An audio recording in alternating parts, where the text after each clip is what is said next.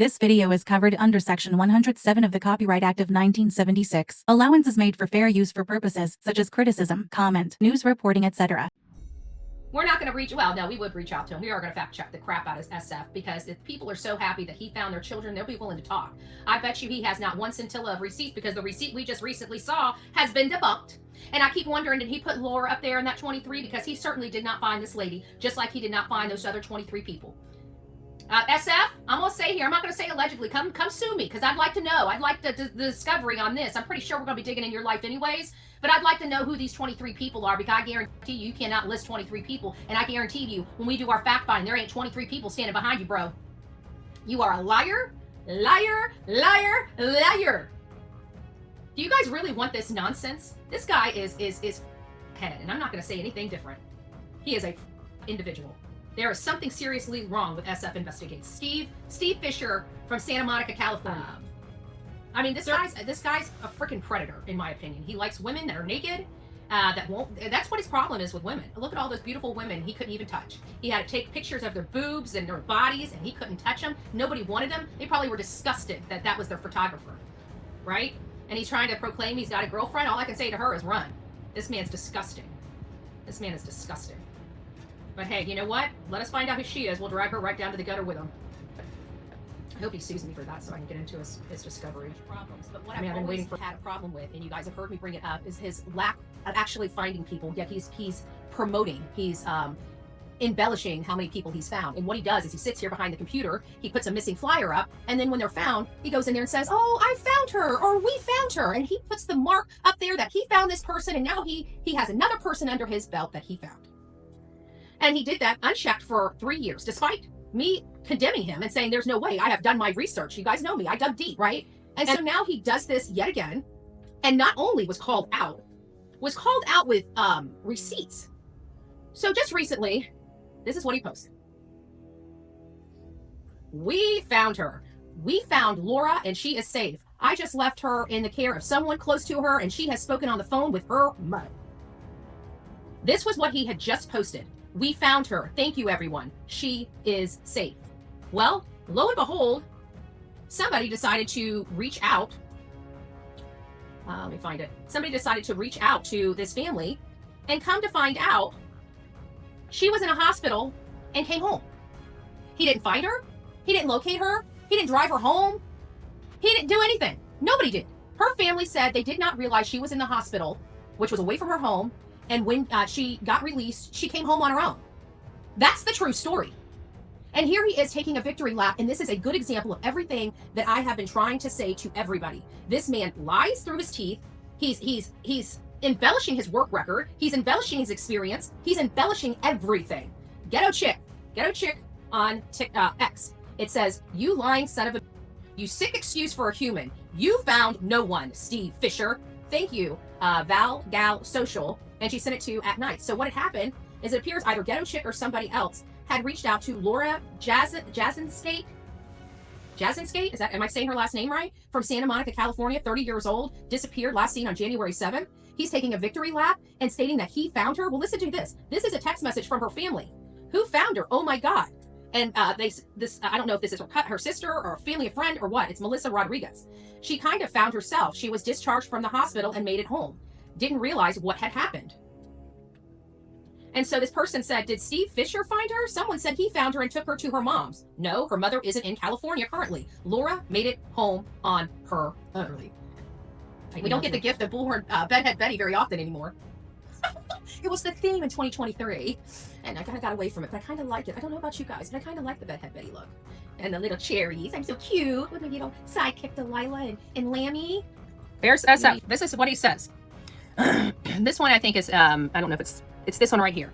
He goes back to his missing person flyer. Remember, all he does is, these aren't even from him. Oh, I guess it is. There it is. He sits around house and designs his freaking flyers and then acts like he found people. So let's look at this. So he says that this person, Laura Jazinskate, I think it's pronounced right. He says, and then he writes in here, we found her. You see that? We found her. Thank you, everyone. She's safe. Look at the one right below. Look at this one. Look at this fraud. We found Laura and she's safe. I just left her in the care of someone close. Look at this lie.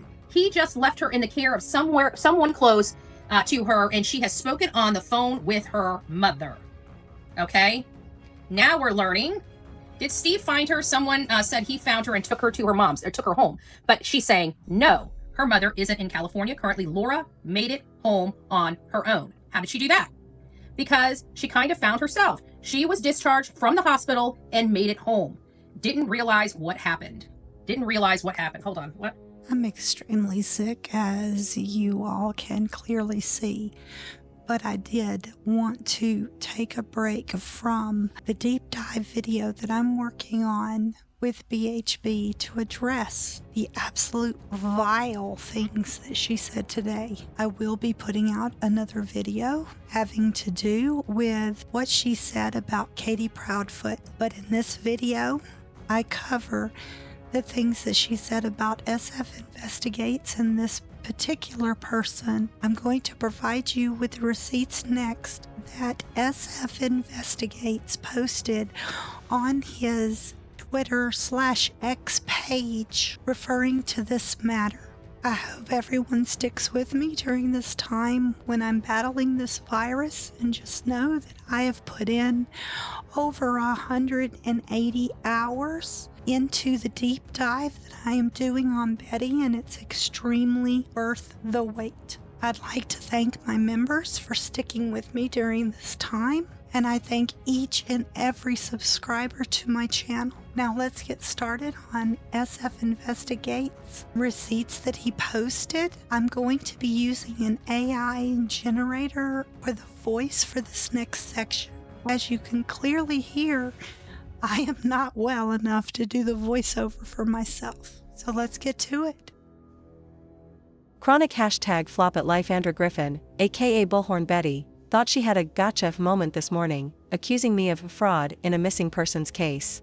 Using a burner account, she engaged in a back and forth with a TikTok account she claimed belonged to the family of the missing person.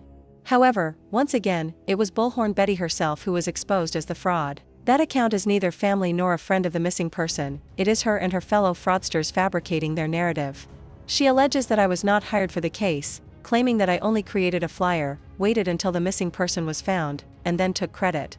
Furthermore, she asserts that my tweet stating I left the missing person in the care of someone close to her, and that her mother had spoken to me, was false and fabricated. Her fellow fraud mom of 3 girls joins in claiming she has information directly from the family proving I lied.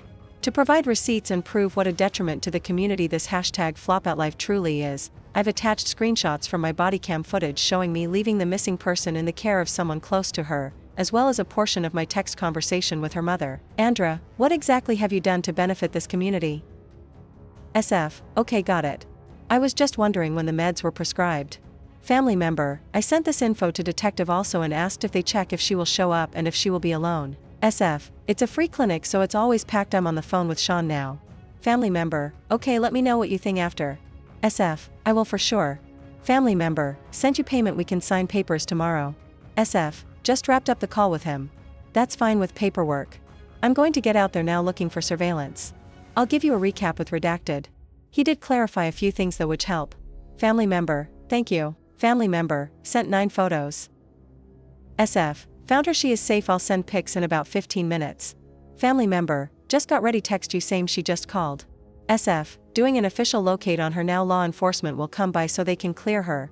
SF, sent 2 pictures. SF, I'm just leaving her now, do you know the Melissa girl from TikTok? Family member, no, she may be one who joined the chat yesterday. Mom of 3 girls post, I can't believe he is outright lying. The family have been responding to people asking about SF. He never found her and never spoken to the family. That, my friends, is what we call receipts. Will Betty correct her misinformation/disinformation?